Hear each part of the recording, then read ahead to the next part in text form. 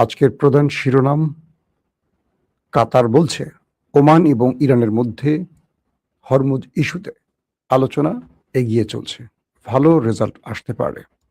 অন্যদিকে মার্কিন president Donald Trump ইরানের মিসাইলের ভয় খাবারের ট্রাকে করে পালিয়ে গেলেন।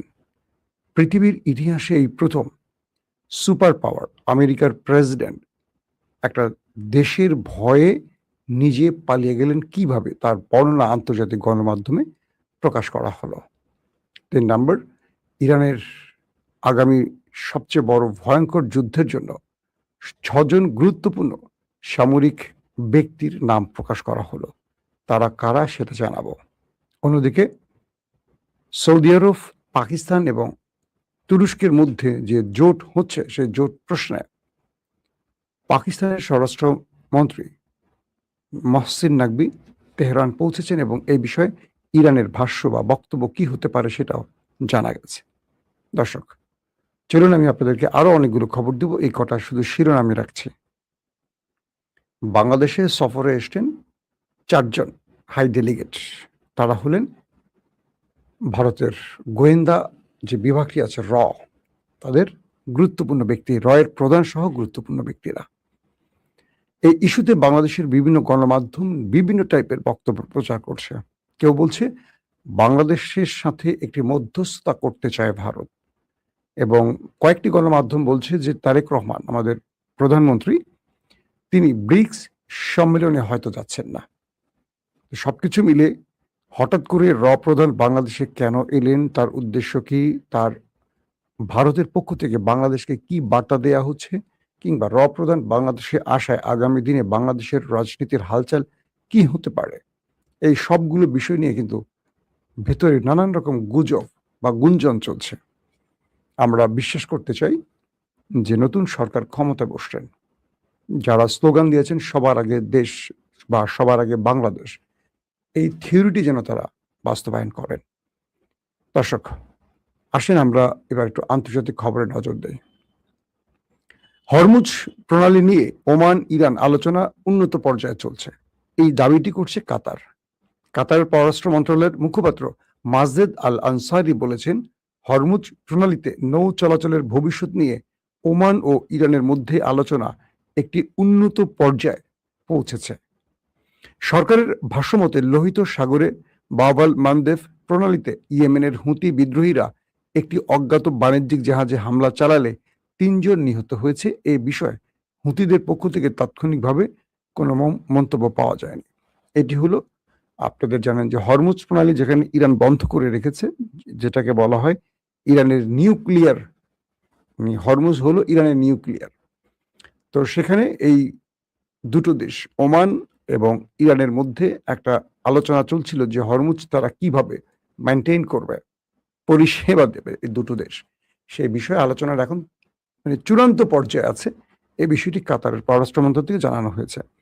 এতে করে এই যে দুই দেশের মধ্যে আলোচনা চলছে, এতে করে এই অঞ্চল থেকে ইরান চাইছে মার্কিনীদেরকে হটাতে বা আউট করে দিতে।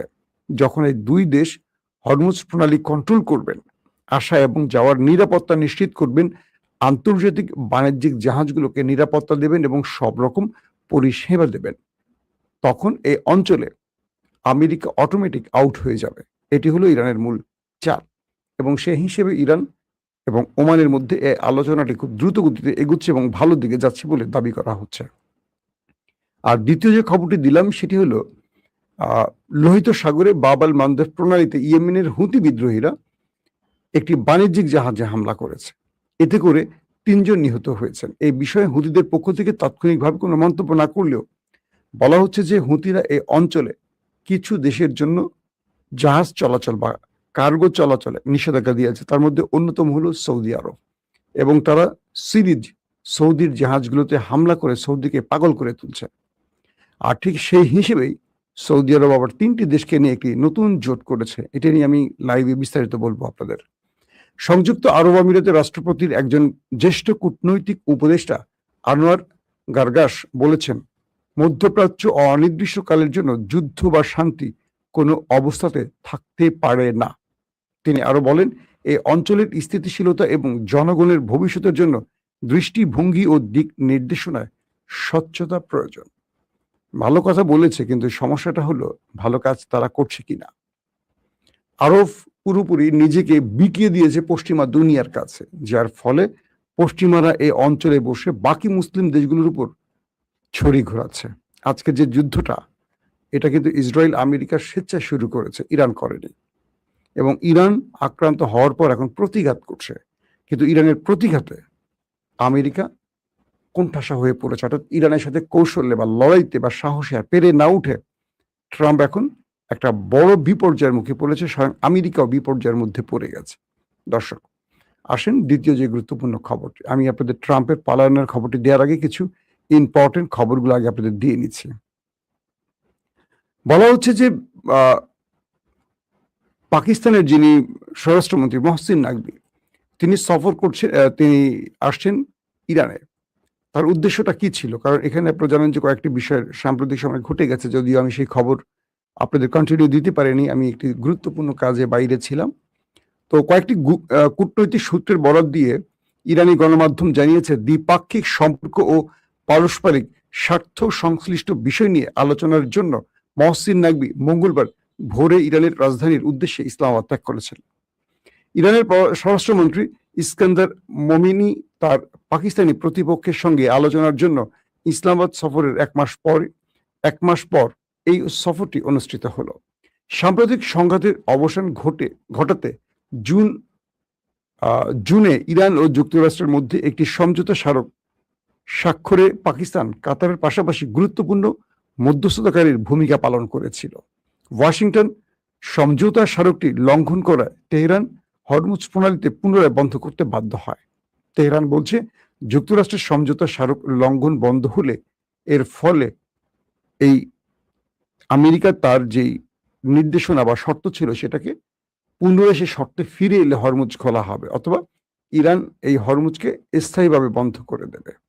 দর্শক, আপনারা জানেন যে ইরানের সশস্ত্র বাহিনীতে 6 জন ব্যক্তিকে পরিবর্তন করা হয়েছে। এরা খুবই গুরুত্বপূর্ণ ব্যক্তি। এদেরকে হঠাৎ করে দায়িত্ব দিয়েছেন আমাদের সর্বোচ্চ নেতা আয়াতুল্লাহ আলী খামেনির ছেলে, এখন নতুন যিনি আয়াতুল্লাহ হয়েছেন মুজতফা খামেনি। তো ইসলামী বিপ্লবের নেতা আয়াতুল্লাহ সৈয়দ মুস্তফা হুসাইনি খামেনি ইসলামী বিপ্লবী রক্ষী বাহিনী, যেটাকে IRGC বলা হয়, তার প্রধান সহ 6 জন শীর্ষ সামরিক পদে নতুন নিয়োগ দিয়েছেন। নেতা মেজর জেনারেল আলী আব্দুল্লাহিকে ইরানের সশস্ত্র বাহিনীর চিফ অফ স্টাফ হিসেবে নিযুক্ত করেছেন। তিনি ব্রিগেডিয়ার জেনারেল কিউমার্স হেইদিরাকে ইরানের সশস্ত্র বাহিনীর ডেপুটি চিফ অফ স্টাফ হিসেবে নিযুক্ত করেছেন এবং মেজর জেনারেল আহমদ ভাহিদিকে IRGCর প্রধান কমান্ডার হিসেবে নিযুক্ত করেছেন। সকল ইরানি বাহিনীর সর্বাধিনায়ক মেজর জেনারেল মুস্তফা ইজাদিকে IRGCর উপ সর্বাধিনায়ক হিসেবে উপযুক্ত করেছেন। এছাড়া তিনি রিয়ার অ্যাডমিরাল আলী ওজমাইকে IRGCর নৌবাহিনীর কমান্ডার হিসেবে নিযুক্ত করেছেন। এছাড়া হোসেন তায়েফকে IRGCর বাসিক সংগঠনের প্রধান হিসেবে নিযুক্ত করেছেন। অর্থাৎ যে স্টেটমেন্টটি পাওয়া গেছে সেটি হলো, সাম্প্রতিক সময় আমেরিকার প্রায় 20টির মতো যুদ্ধ বিমান ইরানের চারপাশে ঘিরে আছে। এই জন্য মুস্তফা খামেনি তার বাহিনীকে সর্বোচ্চ নির্দেশ দিয়েছেন আরেকটি যুদ্ধের জন্য, এবং এই নির্দেশনায় বলা হয়েছে আমেরিকাকে তারা বড় ফ্রেমে যুদ্ধে মোকাবেলার জন্য যেন সর্বোচ্চ প্রস্তুত থাকে। এবং মিস্টার মুস্তফা খামেনির পক্ষ থেকে বলা হয়েছে তারা তাদের শত্রুদেরকে যে কোনো তাদের পরিকল্পনায় ব্যর্থ করার জন্য সর্বাত্মক সব টাইপেরই প্রস্তুতি নিয়ে রেখেছে। পাশাপাশি মুস্তফা খামেনি তার সবগুলো বাহিনীকে নির্দেশ দিয়েছেন যেন আমেরিকার নতুন কোনো হামলা প্রতিহতে তারা কেউ সময় ক্ষেপণ না করে। পাশাপাশি আরো বলা হয়েছে, ইরান তার শত্রুকে পাল্টা আঘাতের আগে প্রয়োজনে নিজে যদি আঘাত করে তার সার্বভৌমত্ব রক্ষায় কোনো প্রয়োজনীয় থাকে সেটা যেন ইরান করে। অর্থাৎ এক বাক্যে যদি আমি সহজ বাক্যে বুঝিয়ে বলি, আমেরিকার বিরুদ্ধে ইরান আরেকটা বড় যুদ্ধের প্রস্তুতি নিচ্ছে এবং সেই যুদ্ধের জন্য ইরানের সশস্ত্র বাহিনীগুলোকে মুস্তফা খামেনি নতুন করে আবার নির্দেশনা দিয়েছেন। দর্শক, তারপরে গুরুত্বপূর্ণ খবর হলো যে ইরান আমেরিকার স্বার্থ সংশ্লিষ্ট এক মিত্রর জাহাজে এক ভয়াবহ অ্যাটাক করেছে এবং এই জাহাজে হরমুজে এই অ্যাটাকটি হয়েছে, যার ফলে আমেরিকা নতুন করে ইরানের আরেকটি ধাক্কা পেল। এবং ইন্টারেস্টিং ব্যাপার, আমেরিকার এই জাহাজটিতে আক্রমণের পর এখন পর্যন্ত আমেরিকা পাল্টা জবাব দেয়নি। পৃথিবীর বহু গণমাধ্যম দাবি করছে ইরানের কাছে কি আমেরিকা অসহায় আত্মসমর্পণ করেছে। ইরানের বর্তমান প্রেক্ষাপটে যেভাবে ইরান সবকিছু কন্ট্রোল করছে এবং হরমুজ প্রণালীকে যেভাবে পুরো অবরুদ্ধ করে রেখেছে বা নিষিদ্ধ করে রেখেছে সবার জন্য, এবং এই অঞ্চলে আমেরিকা সর্বাত্মক চেষ্টা করেও হরমুজে ইরানের নিষেধাজ্ঞা বা ইরানের যেই অঞ্চলে যান চলাচল বন্ধ করার পর যে ইরান নির্দেশনা দিয়েছে সেটাকে ভাঙতে পারছে না মার্কিন নেভাল টিম। বলছে যে আমেরিকার যে নেভাল ব্লকেট তৈরি করেছে কার্যত সেটা ব্যর্থ হয়েছে ইরানের কাছে। এবং আজকে যে জাহাজটিতে ইরান হামলা করেছে সেই হামলায় কয়েকটি গণমাধ্যম দাবি করেছে যে ব্যাপক বিস্ফোরণ হয়েছে এবং জাহাজটির আশেপাশে কয়েক কিলোমিটার থেকে শুধু আগুন আর তেল, ওই জাহাজটি বিস্ফোরিত হয়ে তেল ছড়িয়ে পড়েছে এবং আমেরিকা এই দৃশ্য দেখতে শুধু চেয়েছে, কিচ্ছু করতে পারেনি। এবং ইরান এতটা অ্যাগ্রেসিভ, আমেরিকাকে পাল্টা ধাক্কা দিচ্ছে, যেটা আমেরিকার জন্য এখন টেনশনের কারণ হচ্ছে যে আমেরিকা ইরানকে মাটির সাথে মিশিয়ে দেওয়ার ঘোষণা দিয়েছে। তারা এখন ইরানের হামলাগুলো শুধু চেয়ে চেয়ে দেখছে। দর্শক, যে খবরটি দিয়ে শেষ করতে চাই আজকে আপনাদের খবরটি, আমি চলেন সেটা আগে আপনাদের একটু। এদিকে আরেকটি খবর পাওয়া গেছে, সিরিয়ার আদালত সাবেক রাষ্ট্রপতি বাশার আল আসাদকে মৃত্যুদণ্ড দিয়েছে। এটি আপনারা হয়তো জেনে গেছেন বা বিভিন্ন কারণের মাধ্যমে চলে এসছে। অন্যদিকে বুধবার আঙ্কারায় বৈঠকে বসতে যাচ্ছে তুরস্ক ও ফিলিস্তিনের রাষ্ট্রপতিরা। এটি আশা করি যে ফিলিস্তিন ইস্যুতে একটা ভালো ফলাফল আসতে পারে। দর্শক, গত জুলাইতে তুরস্ক সফর করেছেন মার্কিন প্রেসিডেন্ট ডোনাল্ড ট্রাম্প। এ সময় তিনি ইরানের ভয়ে তার পথ বিভিন্নভাবে পরিবর্তন করেছেন। এটা নিয়ে আমি আপনাদের ডিটেল বলেছিলাম লাইভে, মনে আছে আপনাদের।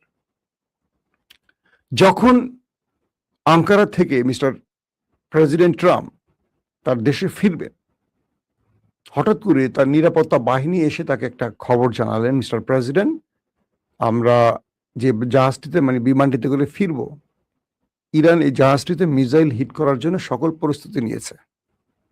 এই খবরে ডোনাল্ড ট্রাম্প তার ধুতি খুলে গেল। তিনি এসছিলেন যেই কাতারের গিফট পাওয়া, কাতার প্রধানমন্ত্রী বা কাতারের আমির তামিম বিন হামাদ আল থানির উপহার পাওয়া যেই একটা বিমান ছিল, মানে মার্কিন প্রেসিডেন্ট ডোনাল্ড ট্রাম্পকে যে গিফট করা হয়েছিল কাতারের পক্ষ থেকে নতুন একটি বিমান, সেই বিমানটি থেকে তিনি নেমে গেলেন। নেমে তিনি খাবারের একটি ট্রাকে উঠলেন। কে? Mister president Trump. খাবারের ট্রাক, বুঝছেন, ক্যাটারিং ট্রাক বলা হয়। সেখানে উঠে তিনি ওখান থেকে পালালেন, পালিয়ে একটা ছোট বিমানে করে চলে গেলেন এবং সেখান থেকে কয়েকটা ভাঙা দিয়ে তিনি ভিন্ন বিমানে করে আবার আমেরিকায় পৌঁছলেন। পুরো পৃথিবীর গণমাধ্যম বলছে যে ইরানের ভয়ে আমেরিকার প্রেসিডেন্ট খাবারের ট্রাকে করে দেশ ত্যাগ করেছে। তো এই বিষয়টি আসছে কেন?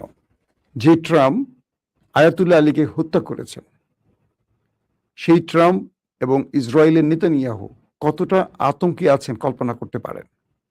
দ্বিতীয় বিষয়টি হলো, যে ট্রাম্প এত বড় বড় কথা বলছেন, সেই ট্রাম্প ব্যক্তিগতভাবে আসলে ইরানের ভয়ে কতটা কাপুরুষের মতো ভূমিকা পালন করছেন, এই ঘটনাটি তার সবচেয়ে বড় প্রমাণ।